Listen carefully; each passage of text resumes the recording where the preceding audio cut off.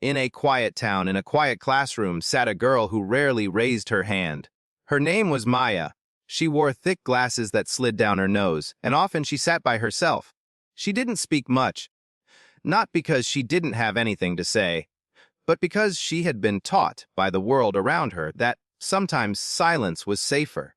In this classroom, brilliance didn't always speak loudly. It was scribbled in notebooks. It started quietly out the window, thinking. It waited, and in the row behind Maya sat a boy named Kyle. Kyle was funny, confident, and loud. He had a way of turning the class's attention toward him with a joke, a laugh, a well-timed whisper. On that particular Monday, when Maya's glasses slipped off her nose for the third time during the lesson, Kyle chuckled. Loud enough for everyone to hear. "Nice goggles, Maya," he said. The class laughed. Maya didn't. The teacher turned back to the board, then paused. He'd written an equation, a complex one unsolved by any of his students for weeks. A challenge, a puzzle, a problem even he admitted had no easy solution. He turned to the class and said, "Solve it over the weekend." Silence. And then, Maya raised her hand. There was a collective breath, one of those sharp, startled breaths that passes through a room when something unexpected breaks the silence. She stood up, walked to the board. Her hand trembled as she picked up the marker. She didn't say a word. She didn't have to. Her mind spoke clearly with every number she wrote, every equation she simplified, every line she connected. In less than 5 minutes, the problem that had stumped the teacher, the class, and even the online forums he'd scoured for answers was solved. Maya stepped back. Silence again, then applause. Real, genuine, stunned applause, even from Kyle. That day shifted, not just in that classroom, but in the hearts of every student watching. They didn't just see a quiet girl with glasses anymore. They saw strength. They saw intellect. They saw someone who had waited patiently for her moment, not to prove someone wrong, but to prove to herself that she could rise. Ladies and gentlemen, this is more than a story about a math problem. It's a story about every child who's ever been underestimated, every voice that's been quieted by laughter, every gift hidden beneath a label. It reminds us that greatness doesn't always announce itself with volume. It sometimes whispers. And in that whisper is the power to move a room, change a mind, and open a door. Maya didn't ask to be a symbol. She didn't plan on changing anyone's perception. But by doing what she loved and refusing to let mockery define her, she became more than just a student. She became an example. An example that intelligence has no single face. That power can wear glasses. That courage can come in silence. To all the Mayas in our communities, we see you. We believe in you, and we need you. To those who have laughed at others to feel seen, understand this: your light does not shine brighter by dimming someone else's. Let this story be a call, not just to respect one another, but to uplift each other, to make room for every kind of brilliance, to listen more, to judge less, and to believe deeply in the unseen potential sitting quietly in the back of the room. Because the future is not built by the loudest voices, but by the bravest hearts. Step into that future together, with eyes open, ears ready, and hands willing. It was the kind of town where the bell at the corner store still rang when someone entered, where teachers stayed long past the bell, where the same janitor who swept the gym floor once played basketball in that same school. It was the kind of place where people knew your name before you ever introduced yourself. And in that town, tucked between a rusted metal fence and a sun-bleached playground, stood a school that echoed with the sound of sneakers, laughter, and the occasional slamming of lockers. To most, it was just a middle school. Old bricks, squeaky doors, linoleum floors that had lost their shine years ago. But inside, it held 100 stories no one ever asked to hear. One of them belonged to Maya. She was the kind of student teachers described as quiet but polite. The kind of name that often got missed during roll call, not because she wasn't present, but because she never made herself known. She was always early, never late. She took notes in the margins of her notebook, the ink always neat, the lines always straight. Her desk was the third one from the back, near the window, the same seat. Every day, no one assigned it to her. She just gravitated there, where the sunlight spilled through in the morning and warmed her desk by third period. She never asked questions. She never interrupted. If a pencil rolled off her desk, She picked it up so quietly that even the squeak of her chair didn't call attention. Maya wore thick, round glasses, not the fashionable kind. Not the kind kids envied or complimented. They were scratched near the edge, and the right lens had a small crack, barely visible unless the light caught it just right. She pushed them up constantly, sometimes out of habit, sometimes to hide behind them. And though she rarely spoke, her eyes were always watching. During lessons, while the other students looked bored or restless, Maya watched the teacher's every move. Her eyes followed the chalk on the board, traced every formula, and memorized each pause. At lunch, while the other kids clustered in groups, Maya sat with her back to the cafeteria wall, a book in one hand and her tray untouched. Sometimes she doodled. Sometimes she wrote equations in her notebook, equations that no one else saw. She had a rhythm to her silence, as if she'd practiced it, like someone who had learned that in order to avoid being wrong, it was better not to be noticed at all. Because even in a town like this, especially in a town like this, quiet kids were either ignored or targeted. There was a boy who sat 2 rows behind her. His name was Kyle. He played soccer, wore hoodies even in the summer, and could make an entire room laugh with a single word. Teachers called him bright but distracted. Students called him cool. He could talk his way out of homework. He always had something clever to say, and he always said it loud enough to make sure everyone heard. And Kyle had started to notice Maya, not for who she was, but for what she wasn't. She didn't laugh at his jokes, didn't smile when he teased her, didn't react. And in a world where attention is currency, Maya's silence was louder than anything he said. It was a Monday morning when it began, the kind of morning where the fog sits low over the field behind the school, where the pavement is still wet from the night's rain. Maya sat in her usual seat. Her glasses slid down her nose, as they always did. She pushed them up again, quickly. That's when Kyle leaned forward in his chair. There was a flicker in his eyes, a thought forming, a decision made in a fraction of a second. His mouth curled slightly. He whispered something to the boy next to him. A laugh followed. Not loud, not sharp, but enough to catch the attention of the row nearby. Maya didn't look up. The teacher was writing something on the board. A math problem, long and complex, its numbers stretching from one end of the chalkboard to the other. Most of the students weren't paying attention. Some scrolled through their phones beneath their desks. A few copied the problem down without understanding it. Maya stared at the board, eyes unblinking, the soft scratch of her pencil the only sound from her corner of the room. And then, Maya wasn't born quiet. She wasn't born afraid to raise her hand or hesitant to speak up when she knew the answer.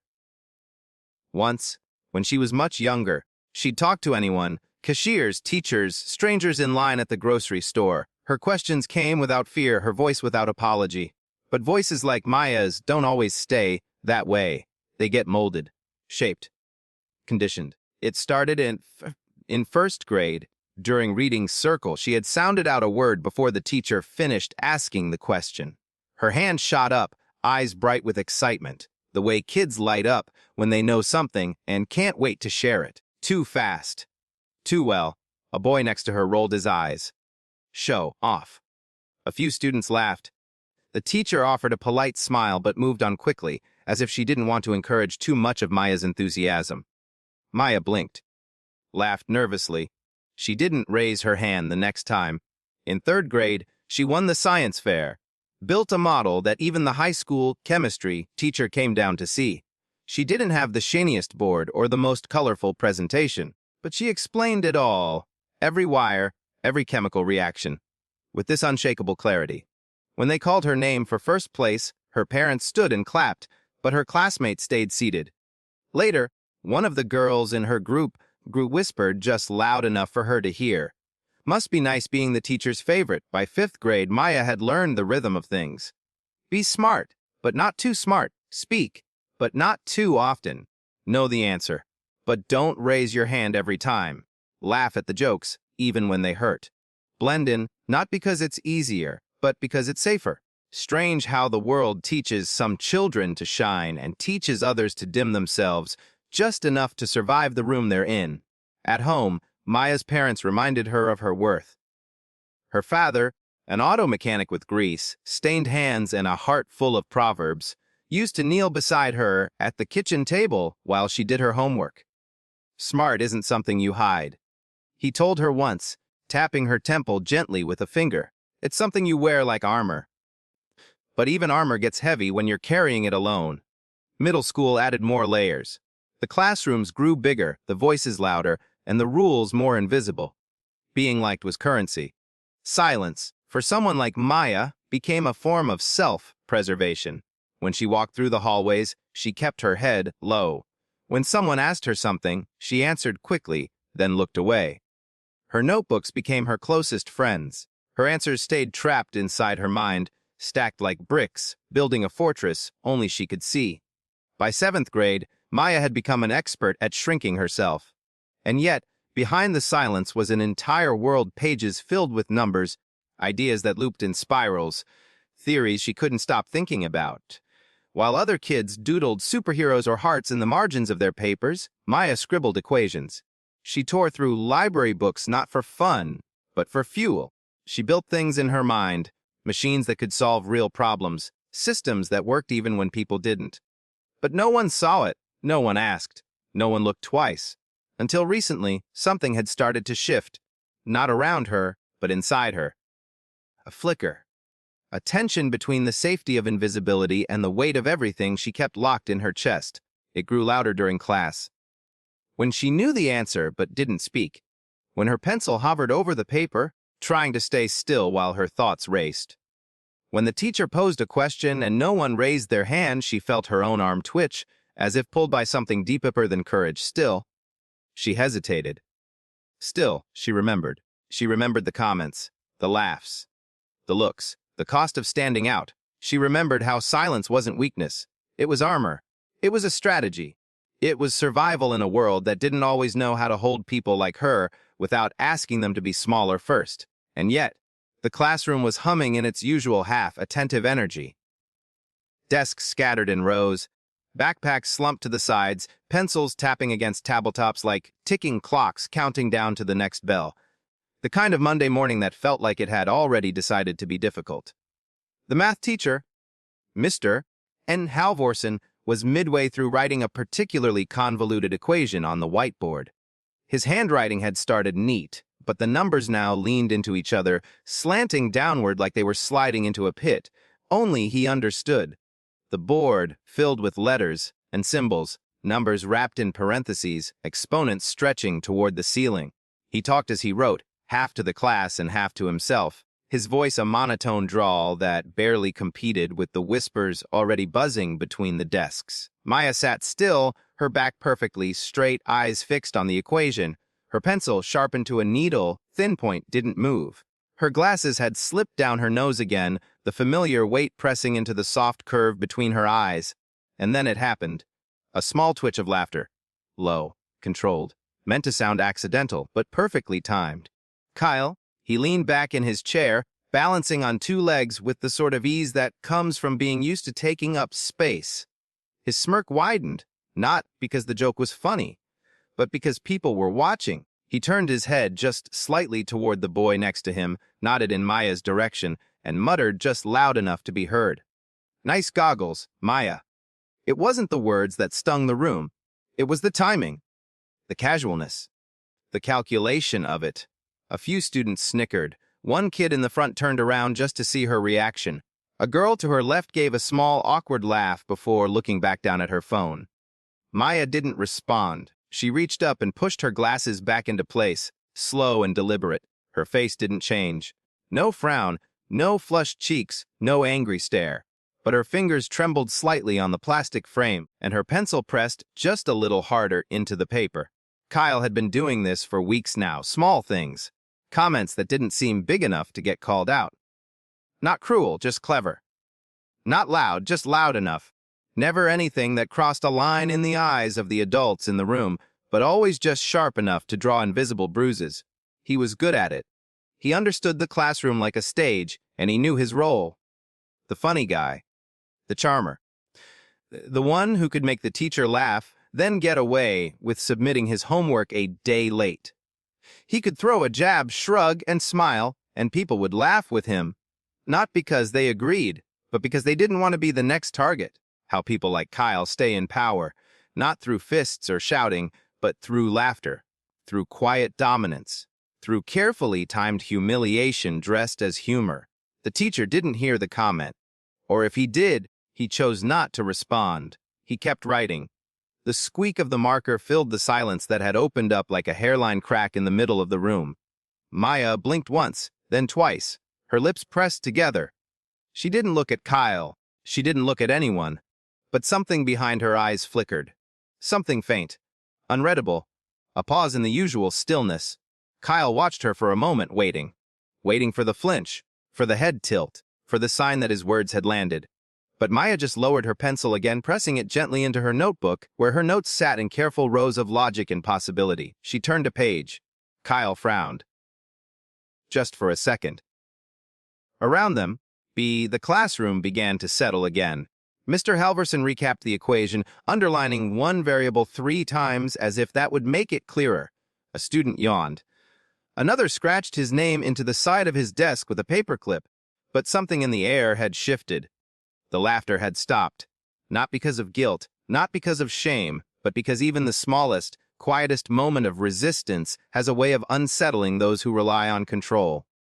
Kyle's voice wasn't raised. He didn't shout. He didn't need to. The timing was too perfect. Just as the room had dipped into one of those soft lulls where the teacher turned back to the board, and the rest of the class was half, distracted, bored, just loud enough for everyone nearby to hear, just sharp enough to leave a mark. Nice goggles, Maya. He smirked, cocked his head slightly like it was a compliment, like he had done her a favor by making her the subject of attention. A ripple of laughter followed, small at first, controlled. The kind of laugh kids do when they know they shouldn't laugh, but the pressure to belong is heavier than the instinct to be kind. It traveled in waves. The boy beside Kyle let out a snort, the girl in the middle row stifled a grin, and someone in the back slapped their desk lightly as if the joke deserved applause. Maya didn't laugh. She didn't move. Her shoulders remained still, her face unreadable. Only her fingers twitched, barely, and only for a second. The glasses in question sat awkwardly on her face, thick, rimmed, and oversized.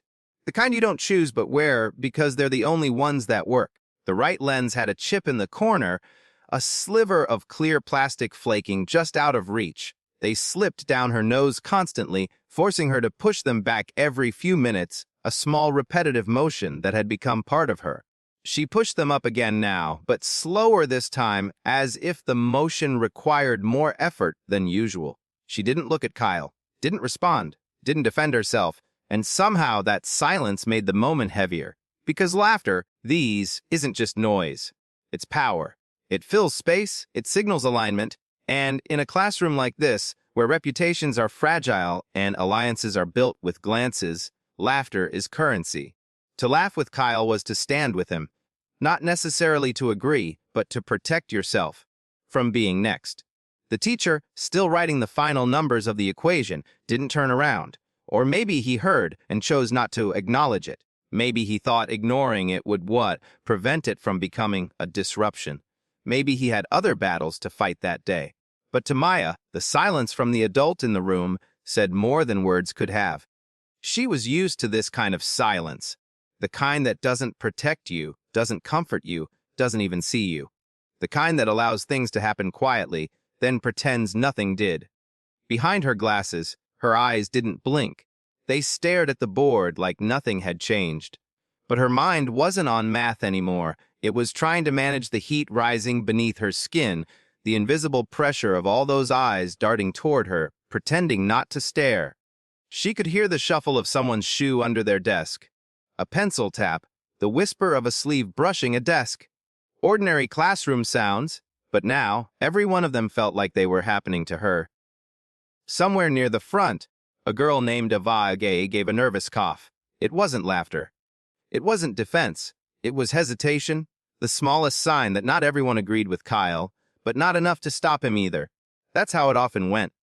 Someone said something, and others filled the space around it with silence, unsure of what to do, unwilling to risk doing the wrong thing. Nobody stood up for Maya, but no one joined in beyond the laughter. That's how isolation works. It doesn't shout. It whispers. It lingers in the spaces between what people do and what they choose not to do. Kyle leaned back in his chair again, satisfied. He didn't look at Maya anymore. He had what he wanted. Attention, reinforcement, laughter. For him, that was enough. For Maya, it was just another moment added to the growing archive in her mind. Those micro moments that stack on top of one another, one by one, until they become heavy enough to shape how you see yourself, how you move through the world, how you speak or how you don't. Mr. Halverson didn't usually pause mid-lesson. He was a man of routine, predictable in the way that made his students feel both secure and slightly numb. He arrived with the same thermos of coffee every day, wore the same brown loafers, and always started his math lectures with the phrase, "Let's wake those neurons up." But today, something made him stop.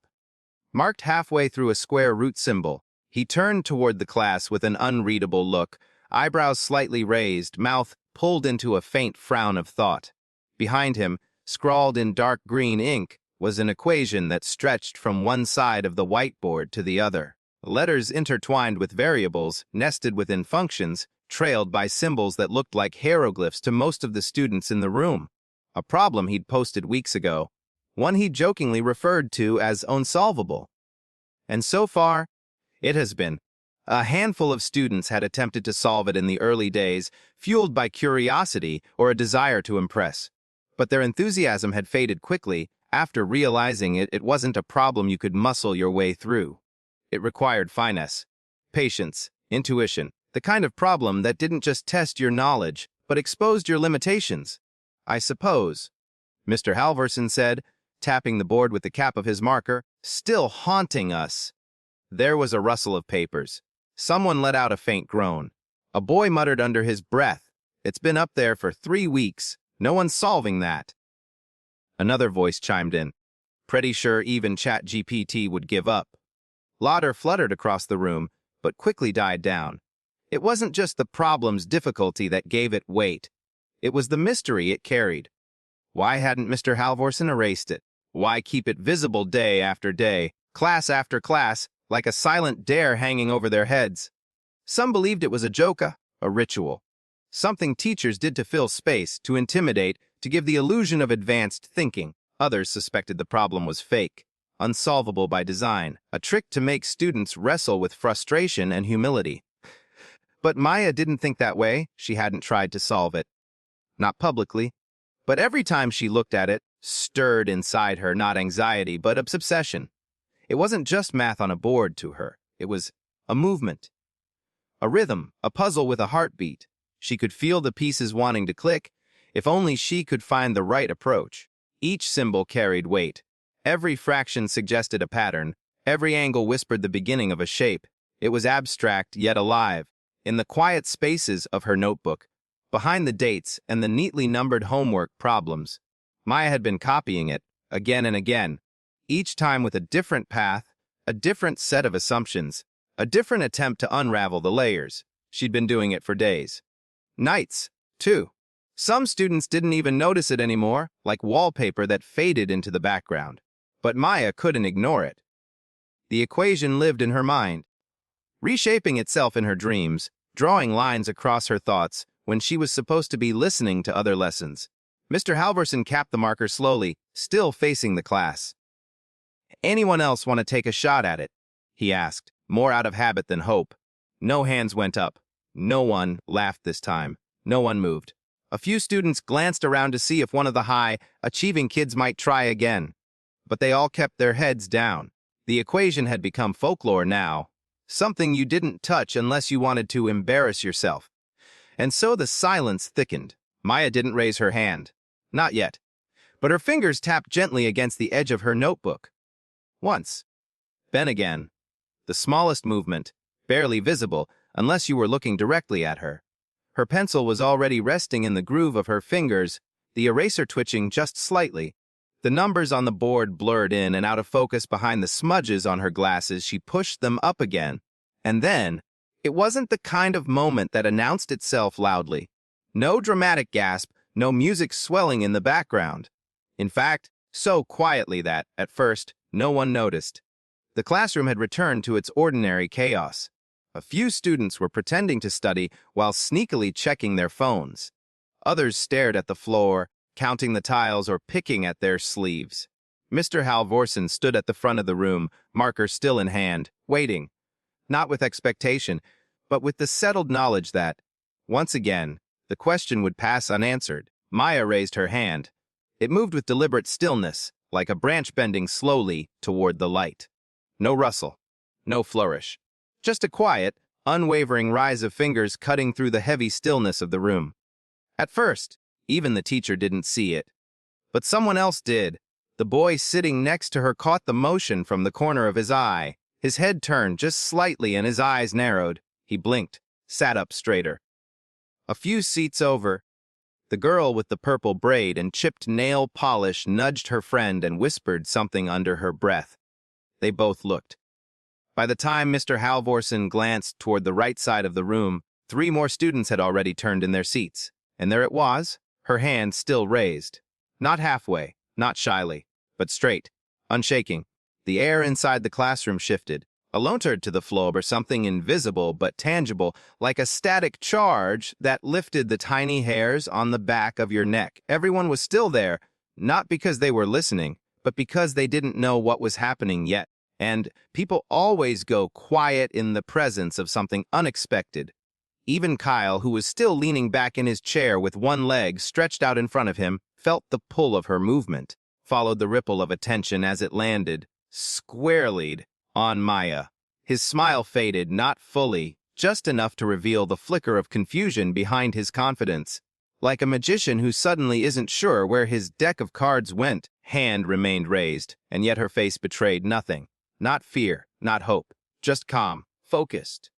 Mr. Halvorsen blinked behind his wire-rimmed glasses and cleared his throat. Maya. The way he said her name wasn't dismissive, but it wasn't expectant either. He hadn't called on her in weeks, maybe months. He knew her as the girl who turned in her assignments on time, who nodded along but never interrupted, who sat in her corner like furniture the room had grown used to. And now here she was, hand raised as if it belonged there. There was a pause, not from her, but from everyone else. Somewhere near the back, a student reached for their phone. And slow, the way people do when they sense something unusual and want proof later. Maya didn't blink. Her eyes were locked on the board, on the problem that had sat there like a monument for weeks. She didn't glance sideways. She didn't check to see who was watching. She didn't have to. She knew they all were. There was something about the moment, so precise, so quiet, so unlike the messy chaos of middle school, that it felt rehearsed, but no one could guess what came next. The ones who had laughed at her just minutes ago were now silent, not because they respected her, not because they understood what was happening, but because they were no longer sure of the rules. The power in the room had shifted, tilted, even if just slightly. The equation on the board, once ignored and feared, now felt like a door, one that had always been there but no one had dared to try and open. Until now, and Maya, for a heartbeat, the room didn't seem real. It was as if someone had pressed pause on the ordinary noise of middle school. No chairs creaked, no pencils tapped, no one whispered. Just the soft hum of fluorescent lights above, and the weight of every pair of eyes silently asking the same question. What is she doing? Maya had never stood up like this before, not in this way. Not with the full attention of the room tethered to her every move. Even Mr. Halvorsen, who had started to say something, perhaps to reassure her, perhaps to deflect the moment, stopped mid-sentence as she pushed her chair back and rose to her feet. She didn't rush. She didn't hesitate, either. Her steps toward the board were small, measured, like someone approaching something sacred or dangerous. Maybe both. The classroom felt longer than usual. The 10 feet between her desk and the whiteboard stretched like a hallway. Her sneakers barely made a sound on the tiled floor, but it felt like each step echoed. She kept her eyes forward, not because she was ignoring the stairs, but because she was too focused to acknowledge them. Still, she could feel them, the heat of them, the wonder, the doubt. Kyle had stopped leaning back in his chair. His foot dropped to the floor, flat, his fingers stilled on his notebook. No one said a word. As she neared the board, Maya's right hand began to tremble, barely at first. Just a subtle vibration in her fingers, like a current was running through her she couldn't quite contain. It wasn't fear. Or rather, it wasn't just fear. It was the magnitude of the moment pressing into her all at once. She reached for the marker Mr. Halverson had left uncapped near the ledge. Her fingers brushed the plastic casing. She picked it up slowly, like it might disappear if she moved too quickly. Behind her, she could almost feel the room holding its breath. The equation loomed in front of her, tall, wide, endless. It wasn't just a series of symbols anymore. It was a wall, a test, a language that had waited weeks for someone to respond. She'd traced its outlines so many times in her notebook, rewritten it in the margins of her textbooks, carried pieces of it in her mind while brushing her teeth, folding laundry, lying awake at night staring at her ceiling. She knew it. She didn't know how it would end. She didn't know if her solution was perfect. But she knew something else, something deeper than certainty. She knew she could begin. Her hand moved toward the board. Still shaking, but steady enough to write, she marked the first step, an equal sign, then a fraction, then a simplification of a variable. Her handwriting was narrow and slanted, but clean, sharp. She paused, only for a second, and then continued. Her mind blocked out everything behind her, the eyes, the judgment, the waiting. She could no longer hear the clock ticking, or the quiet rustling of notebooks, or the soft exhale of someone nearby shifting in their seat. It was just her and the math now. Each line she wrote pushed back against the doubt that had kept her silent for so long. With every symbol, she peeled back a layer of herself that had been hidden, not because it was small, but because no one had ever been ready to see it. A small gasp came from the left side of the room. Maya didn't turn, but she'd heard it. Someone recognizing a step, a connection made, a realization forming. She kept going. The tremble in her hand hadn't vanished, but it had evolved. No longer just nerves. Now it carried something more electric, more alive. Her body responding to the flood of thoughts, finally set free, to the feeling of being seen not for how quiet she was, but for what she carried inside her. Another step, another calculation, a pause. She reached for a second marker, this one blue, used it to box a solution, labeled it with a small note beside the final expression. Her writing had gotten steadier, faster. Of logic bloomed across the board in her careful script. The silence wasn't just quiet, it was a vacuum, pulling everything inside with it. Every breath, every heartbeat seemed amplified in the stillness that had settled like a dense fog over the classroom. The usual restless murmurs, the scrape of chairs, the faint ticking of the clock, all had vanished by a collective focus no one had dared to expect. All eyes were on Maya. She stood there, the faint glow of the whiteboard light reflecting off her glasses, her fingers still clutching the blue marker. Her chest rose and fell with steady, deliberate breaths, but inside her, a storm was raging, questions, doubts, the weight of months of silence breaking free all at once. Her voice started low, almost hesitant, but it carried with it a quiet authority that grew stronger with every word. This problem, she began, pointing gently at the equation sprawled across the board, is more than just numbers and symbols. About patterns, connections that at first don't seem obvious, but once you find them, everything falls into place. She paused. For a moment, her eyes flicked briefly across the sea of faces. Curious, skeptical, some wide with disbelief. But she didn't waver. Instead, she continued. I approached it by breaking down each part, step by step. Instead of trying to solve the whole thing at once, I looked for smaller truths hidden inside. Her words were deliberate, measured, like carefully placed stones paving a path through the complex problem. She drew lines beneath key parts of the equation, linking one expression to another, explaining the logic behind each move with clarity that surprised even herself. Shifted in his seat, eyes narrowing as if trying to find a flaw in her reasoning. The boy beside him exchanged a glance, the doubt in their eyes slowly being replaced by something else. Curiosity. Even Mr. Halverson was watching intently now, leaning slightly forward, his usual detached demeanor replaced by a flicker of fascination. His lips pressed together, and a crease formed between his brows, the kind teachers get when they're truly impressed but trying not to show it. Maya's voice grew steadier. Her confidence, once a fragile thread, was now a ribbon weaving through every explanation she gave. She described how she identified the variables, how she manipulated the fractions, how she used substitution to simplify the equation's tangled parts. She wasn't just reciting steps, she was telling a story. And in that story was the truth. A story about patience, about perseverance, about the quiet power of believing in something when no one else does. Around the room, students leaned forward. The usual restless energy had turned into something focused, even reverent. Phones were lowered. Books forgotten. The invisible barrier between Maya and the rest of the class was thinning. Someone swallowed audibly. A girl near the window tucked a loose strand of hair behind her ear, eyes fixed on the board as if afraid to blink. The boy in the front row, usually the class clown, sat motionless, his grin gone, replaced by a thoughtful frown. Maya's explanation wasn't just about solving a math problem. It was a demonstration of something deeper: courage in the face of invisibility. It was the moment when the quiet girl, the one who had been laughed at for her glasses, for her silence, stepped out of the shadows. Her fingers traced the final step on the board, circling the answer she had found.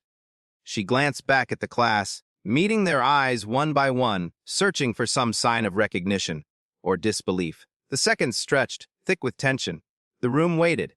No one spoke. Not yet, and in that pregnant pause, the question hung in the air, unspoken but understood: what would come next? Kyle's scoff came swift and sharp, like a sudden crack in the thick silence that had blanketed the room. His lips curled into a half-smirk, half-snarl, a reflex born of disbelief and defiance. The kind of sound made to dismiss, to undermine, to remind everyone who still held the power in this space. "Yeah, right?" he said under his breath, loud enough for those nearby to hear. Like she actually solved it. But this time, the laughter that usually followed his jabs, the ripple of approval from his followers, the quick exchanges of knowing looks and stifled chuckles, didn't come. Instead, there was a pause, a collective intake of breath, slowly lifted from their desks, phones lowered, and an unfamiliar quiet settled in the air. It was the kind of silence that feels like a spotlight shifting. Not one that magnifies the person speaking, but one that pulls attention toward the speaker's doubt. It's as if the room itself was holding its judgment, weighing Kyle's words against what it had just witnessed. For a moment, only voice trying to disrupt the fragile stillness. His scoff echoed off the walls like a lone bark in an empty hall. But around him, the room was no longer in sync. The usual chorus of agreement, the subtle nods, approving snickers, were conspicuously absent. Some students exchanged glances, their expressions caught between disbelief and admiration. The girl with the purple braid tilted her head, her eyes narrowing as if reevaluating everything she thought she knew about Maya. A boy in the back leaned forward, folding his arms with a newfound seriousness. Kyle's confidence faltered just a little. He shifted in his seat, his jaw tightening. The easy arrogance that had carried him through countless moments like this suddenly felt less secure. He glanced around, as if searching for someone, anyone, to break the silence on his behalf. But there was nothing. The room wasn't laughing. It wasn't mocking. It was listening. And for Kyle, that was unfamiliar territory. Maya, standing near the board, met his gaze for a brief second. No triumph in her eyes. No gloating.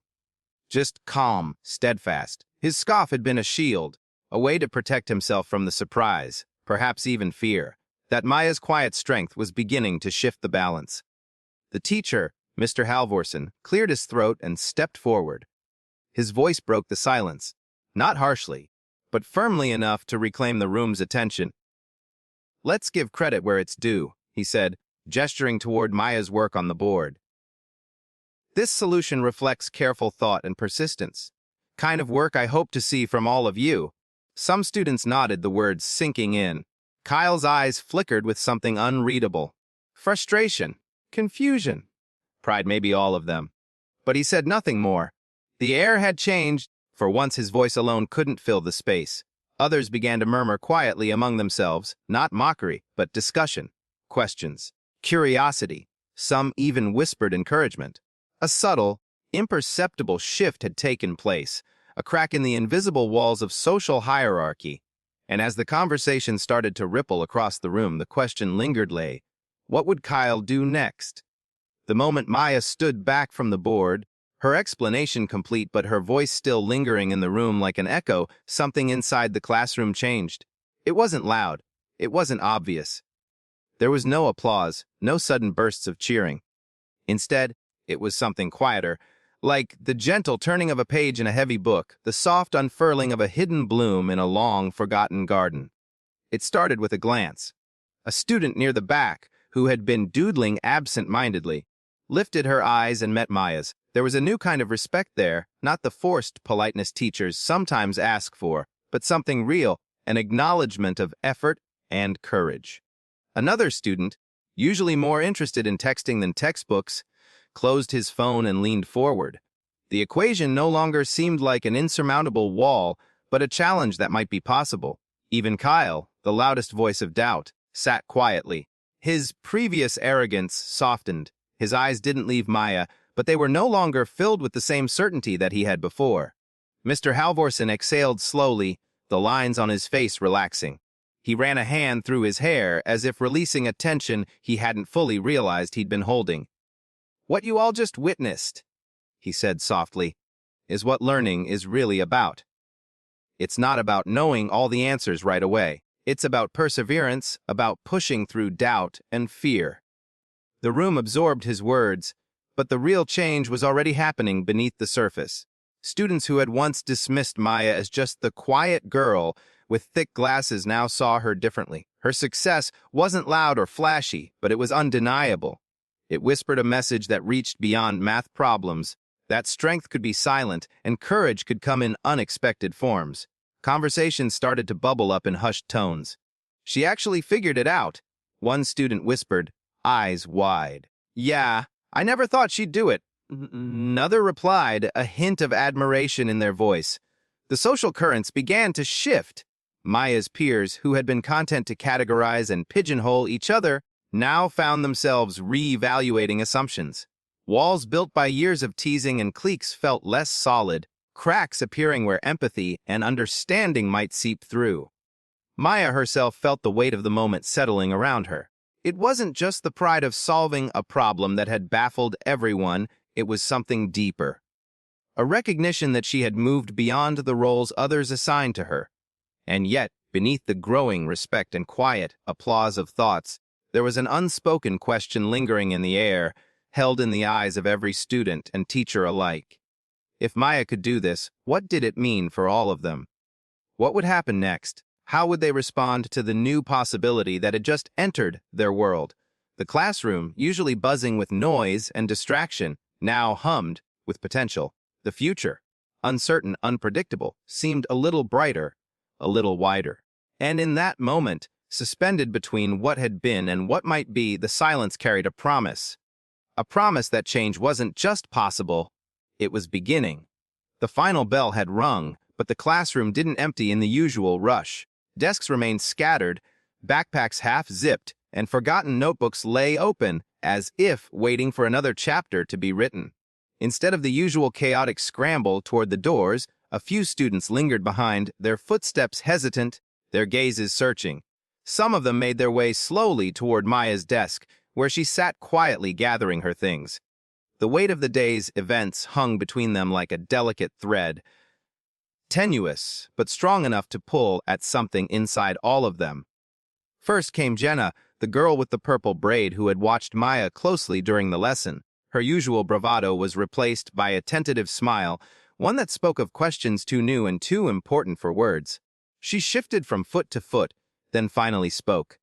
"Hey, I just wanted to say, that was really something today. The way you explained everything, it made sense." Her voice was soft, sincere, lacking the teasing edge it sometimes held. Maya looked up surprised but not startled. She returned the smile, small and shy, nodding. "Thanks," she said quietly, still unsure how to respond to this unexpected kindness. Next was Amir, the boy who often kept to himself, but whose quiet strength was evident in the way he listened. He approached slowly, clutching a math workbook in one hand. "I've been stuck on that problem for weeks," he admitted, glancing down. "I didn't think anyone could solve it. You really helped me see it differently." Maya's eyes brightened a little. What she had hoped for.